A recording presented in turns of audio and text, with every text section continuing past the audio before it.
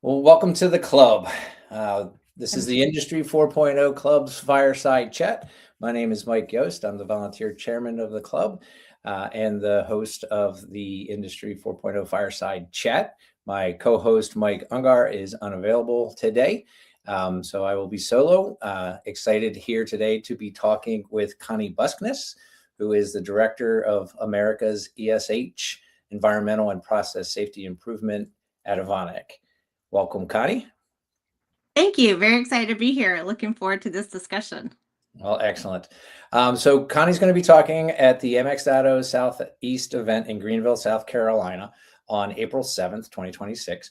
And the title of her session will be Safety Reinvented, Turning AI and Big Data into Your Competitive Advantage. So before we get into the conversation with Connie, if you're new to the club, our purpose is to engage the power of diverse worldwide talent to accelerate the global evolution to Industry 4.0. And we accomplish this by hosting and supporting respectful, thoughtful, and interdisciplinary open conversations and creating quality content on wide-ranging Industry 4.0 topics to expand the reach of our community. And we'll do that again here with Connie today.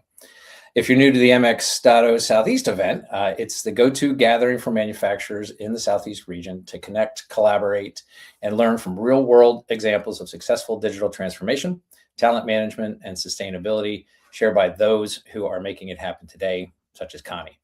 So beginning in 2021, the event has empowered local manufacturers to advance their careers and businesses through valuable knowledge exchange and impactful networking opportunities. We'll give information on how to join that event later in the conversation. So by way of introduction, as I mentioned, Connie's a global operation and EHS executive, driving continuous improvement in process safety and environmental strategy. She leads EHS across the Americas, supporting process improvement at over 50 sites, both small and large.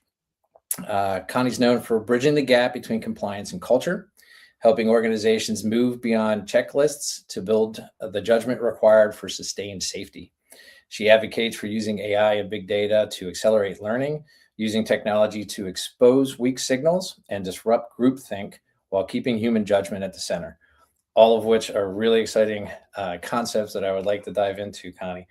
So in Safety Reinvented, Connie challenges leaders to rethink their tools and to create resilient learning organizations. So if you are joining us today on LinkedIn and you have questions for Connie, you can go ahead and put them into the comments section and we will do our best to integrate them into the flow of the conversation. So Connie, welcome. Thank you for being here with us. Thank you. Yes, very, very excited. Oh, excellent. So you talk about moving safety from being reactive to predictive. Can you talk about what that looks like on the plant floor? And if you have real world examples that have helped drive safety or prevent incidents before they happen? Yes, absolutely. That's really my passion, is how do we get proactive? So we're not just addressing incident by incident. A lot of times in safety, we kind of look in our rearview mirror, we focus on incident one at a time. Where really we need to be looking, where do we want to go? Where should we be in 3 years? But use that experience that of our journey. And that's where AI comes in. Okay. Safety data my background is really operations and production. So over 20 years in that. And safety data can be a little more challenging because it's more discrete. It's not, you don't have as much data set in your data sets. So AI comes in and it can look at our journey over the last 2 years. So we took 55,000 incident reports. That's a lot of qualitative data. Right. Ran it through AI for our plants for the last 2 years and said, plant by plant, tell us what our key themes are. What are our key areas of focus? So when we set our strategy for the next 3 years, we're on the right topics. Yeah. You know, moving beyond I need more capital or I need more people. Like what is the real crux of it? And okay. The answers were surprising. And so how have you found the receptivity of the findings with the people that you're engaging with?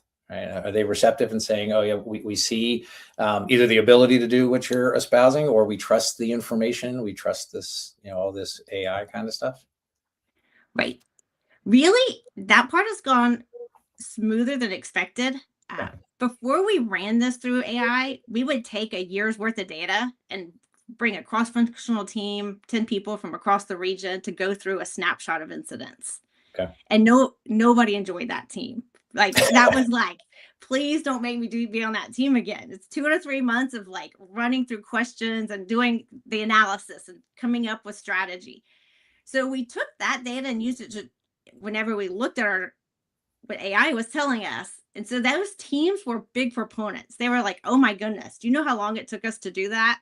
And y'all didn't just take a snapshot, you took all of the incidents. So that helped, having gone through the trenches first. Yeah. Well, I imagine that's a difficult challenge. So, I'm sure a lot of companies have incident reports, safety data, et cetera, that are sitting in spreadsheets or legacy systems. Do you have a process for, folks to start if they want to use AI to find the kind of insights and trends and stuff like you're talking about? Yes, absolutely.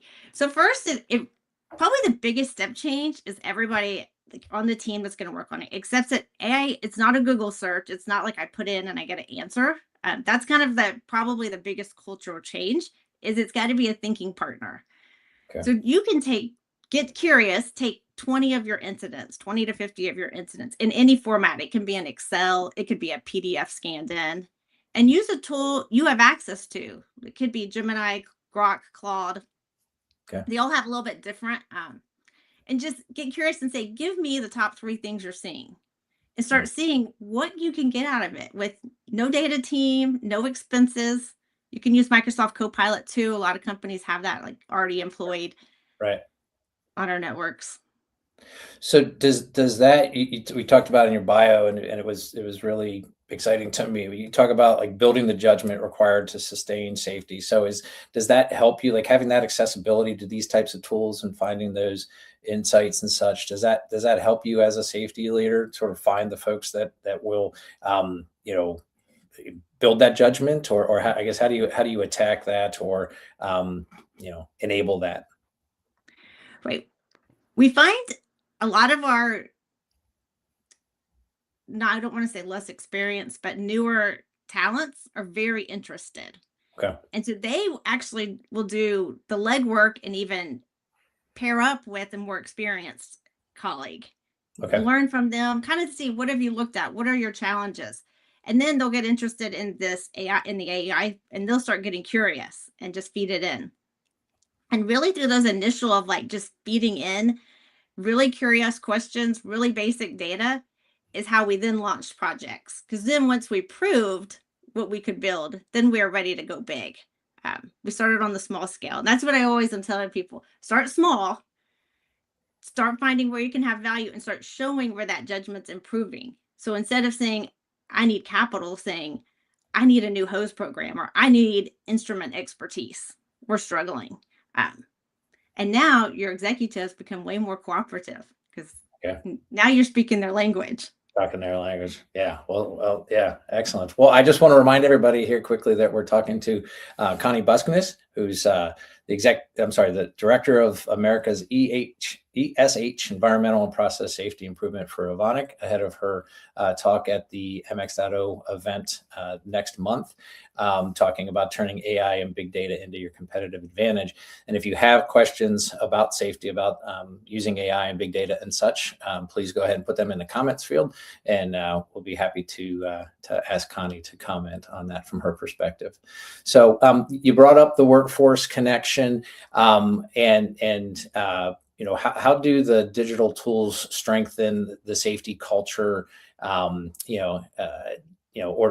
is there a risk that it might make it feel like it's impersonal, more automated, that sort of thing? Right. Very interesting question. That is often the fear, right? That we're going to lose touch with our workforce when we pull in the tools. But Right. really what we've seen is an increase of engagement with our workforce. So tools are giving us knowledge. They can see systematic changes. We may have an operator report an issue, a maintenance technician, and maybe an engineer, and we don't see the common thread. But as we start pulling the data through AI, we start seeing the common thread, and we could build those system improvements rather quickly. And then they're starting to see where their voice is amplified. Um, and so AI is really, I always say, it's like our extra person on our team that's work. It's like that intern that's working 24/7, no ego, no Yeah. time commitments. But we still have to make the judgment call, right? They're like bringing us all this information. And sometimes it's like, whoa, I got to slow down, or, Yeah. oh, hey, that's pretty doable. Let's go. Yeah, well, it's really interesting because I heard it's amazing how fast all this AI stuff is accelerating. Because I heard somebody say that, use the example of AI being an intern, and that the potential is that eventually it'll be an executive administrative assistant where it's thinking ahead of you, it's 2 steps ahead, and things like that. And so the point on the way people are using it and their receptivity to it, you talk about keeping human judgment at the center. So can you talk maybe from a leadership perspective how important that is to reinforce the human's role in this, and the tools as a supporting feature? Absolutely. Because at the heart of everything we do, it is that judgment. It is that person. It's that safety manager, that safety director, that plant manager, and that engineer's judgment. At the end of the day, just like we can't say, like, the system made me do it. That's Right. what we say with AI. You can't say the computer made me do it. At the end of the day, you are responsible. You have to make that call. And it's very similar to when the team has an idea, and I, as a leader, can execute on the idea that they've given me. But when I do, it's now I'm responsible, or I could not. Same with AI. It's going to bring us feeds, but it's not perfect, right? It's that intern. It's really good, but it's not perfect. We still have to add that aspect. And I do tell leaders you have to know your organization and what your organization can handle, right? Okay. Because some solutions might work really well at one team and completely be a disaster on another. You've got to know your experience, your ability.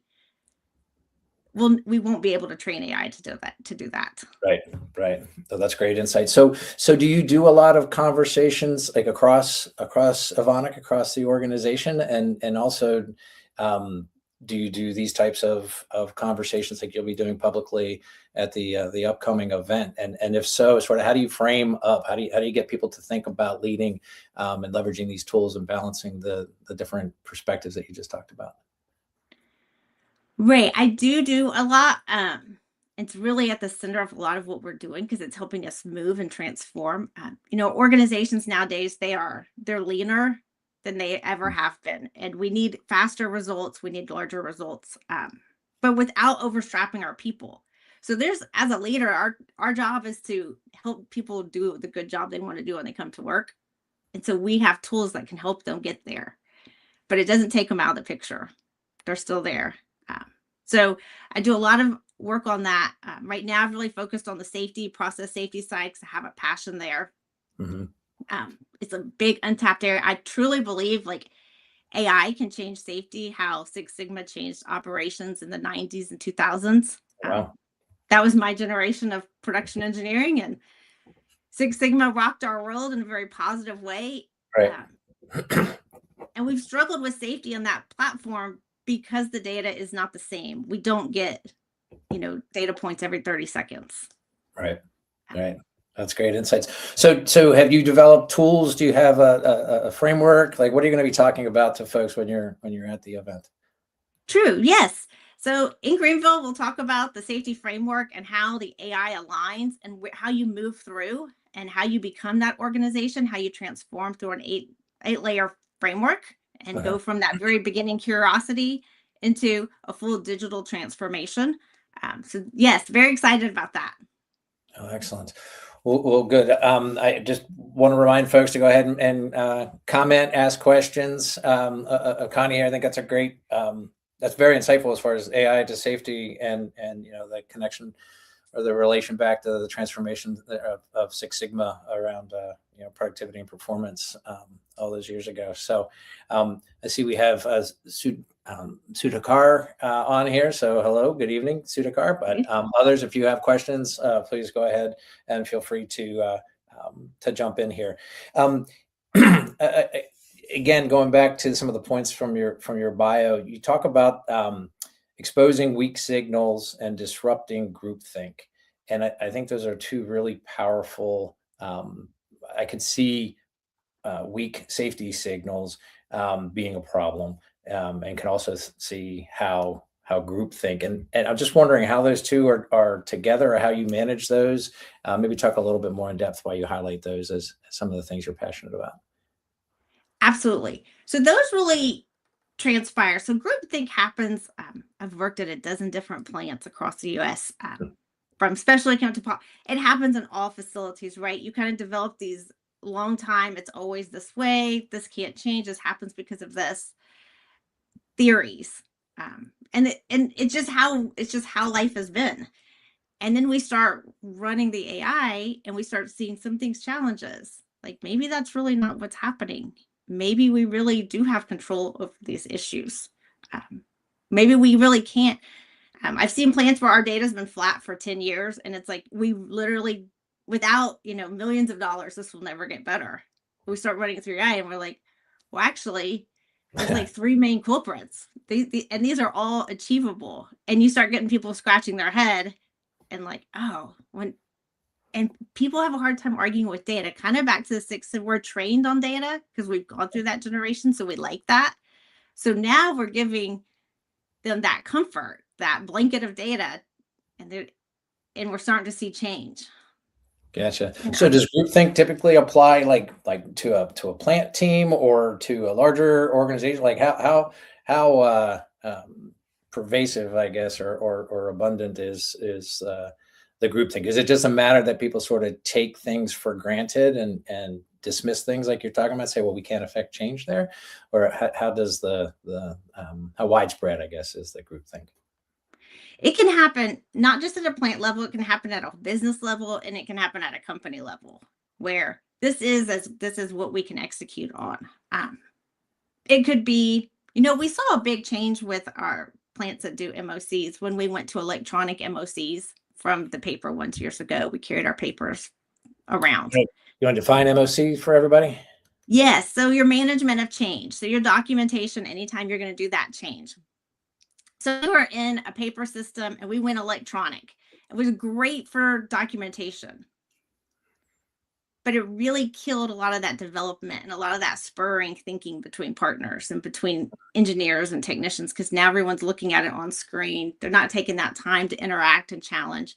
So you almost see even more groupthink dominate because you don't have those face-to-face, those hallway talks, those challenges of like, are you sure about that? Did you really look at the risk? Now the engineer can run his MOC through an AI and see what risk he missed before he goes out. And maybe he can go talk to a senior engineer and say, hey, should I really address this? The AI seems to think this is an issue. All right, let's talk about it. Right. So it's really kind of disrupting some of our norms and processes we thought were just, everything's fine. Yeah. Well, and if it's looking at it through the lens of safety, that disruption's a good thing, right? Because oftentimes that's the argument against disruption, is that, well, you'll make something unsafe, right? So you have the proper lens on there. Right. Yeah.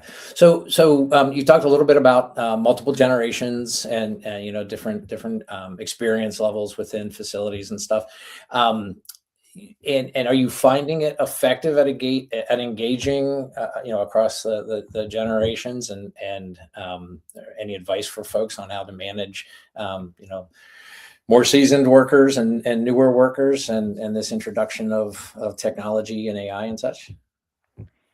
Yes, and absolutely, that's a real challenge, right? We kind of are trying to run a hybrid model, and so we have to run the best of both worlds with the very technical and the very experienced.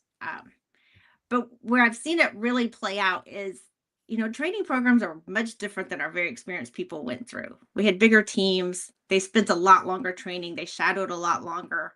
They're not like an operator or engineer could be making decisions in 2 months. They might have taken a year. So they can, sometimes our younger team doesn't even know the questions to ask to grow into that experience. And so the AI can even help figure out, what do they not know that they should be asking? Yeah. And so it's helping them come along quicker. And then our experienced team is liking that, because they're not feeling like, wow, this person just doesn't get it. Like, oh, Right. wow, they came with some good questions. Yeah. And That, that's so, that's really insightful. That's the primary way that I use AI myself, is to think through the steps that I should be thinking through to ask the right questions to get to some end state. So you're talking about folks using it that way. I think that's really powerful. yes. And it really, then the experienced person sees their value. They're like, oh, wow, okay, they got here and they came with this great questions. They're learning. And then that relationship starts to grow. Yeah.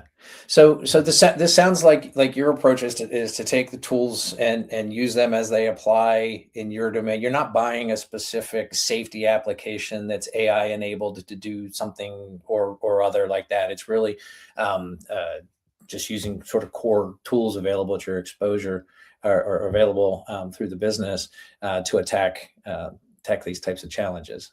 That's the way you're going about it. Absolutely. And I believe that's really the first step, right? Is like, let's get a hold of it and understand what it can do and what our data is telling us with the tools we have. A lot of times we love to venture into really big solutions that are 5 years and out Yeah. and lots of headaches. And maybe in those 5 years, we also could be solving other smaller problems, and we'll get there eventually to need that. Yeah. But we're not there yet. Yeah. Well, it's just really interesting to me because we oftentimes see that big enterprise push or the big solution, technology approach, or since we have so many different functional responsibilities in a manufacturing environment, solution providers that provide, solutions and applications and such in the different functional areas are the ones that are saying, hey, well, yeah, we are now AI enabled. So now there's AI enabled safety platforms, or there's AI enabled quality platforms, or laboratory systems, or whatever. And so it sounds like you're really just sort of getting after it from the ground up in a way that's actionable and bringing results for you. Absolutely. Yeah. Yes. I think it's really analogous for the production operations people to how process control developed, right? We went from manual process controllers to DCS, then we added advanced process control, then we added simulation. But you really can't go from manual to simulation. Right. What I thought you could. That'd be a mighty jump for that poor group of people. Yeah.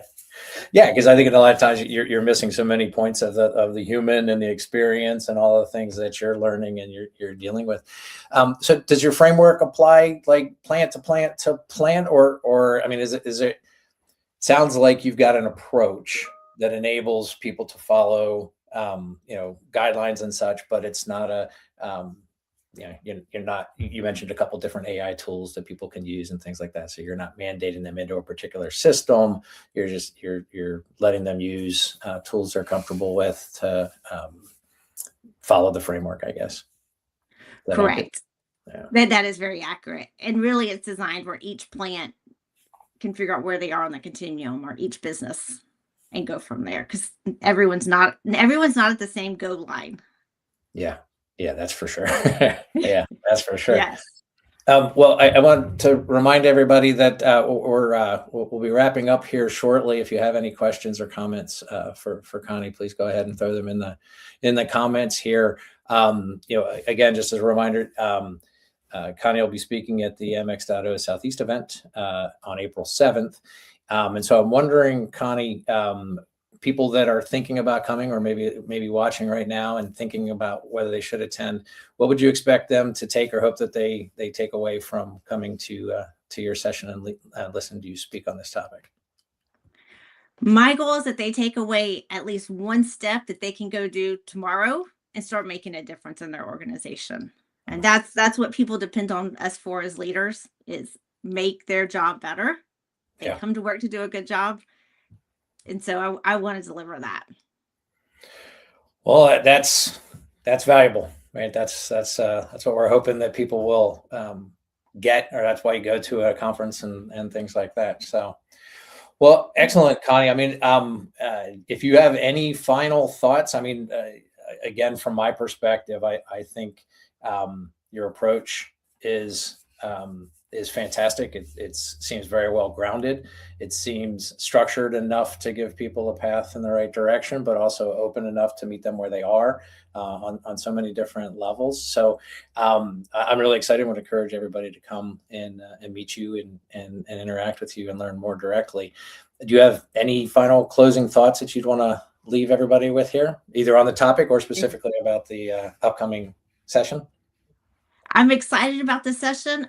It was 2 years ago that I was at a conference and heard about AI and got triggered by it and jumped in. And so I believe everyone can learn it. You don't have to be a computer science expert. So I'm very excited. I hope everyone can make it to Greenville. Well, excellent. Well, thank you for that. So I would like to thank you, Connie, for being here today, and everybody who's joined us and giving us a preview of what you'll be talking about at the MX.0 event. I'm going to put a banner up here for those of you that are interested. Again, Connie will be speaking at the MX.0 Southeast event April 7th, 2026 at the Hyatt Hotel in Greenville, South Carolina. And hope that you will join Connie there and the Industry 4.0 Club as well. So for the club itself, we would always like to encourage folks to take action to advance the deployment of Industry 4.0. So that's reading an article, attending a workshop, going to the MX.0 event, maybe even creating a smart manufacturing roadmap for your plant or your company. Challenge your organization to engage and take a step forward and moving forward. So we would like to know what actions you're taking to move forward on this journey. We routinely host these sessions. So if you are interested in participating, being a part of the club, being a part of these discussions, invite you to go to our website at www.industry40club.com or follow us on our LinkedIn page. And so with that, we will let you go. Connie, again, thank you very much and good luck in Greenville. Appreciate you sharing with us and sharing with the MX.0 crowd. And thank you, Mike. Excellent. All right. Take care, everybody. Bye-bye. Bye.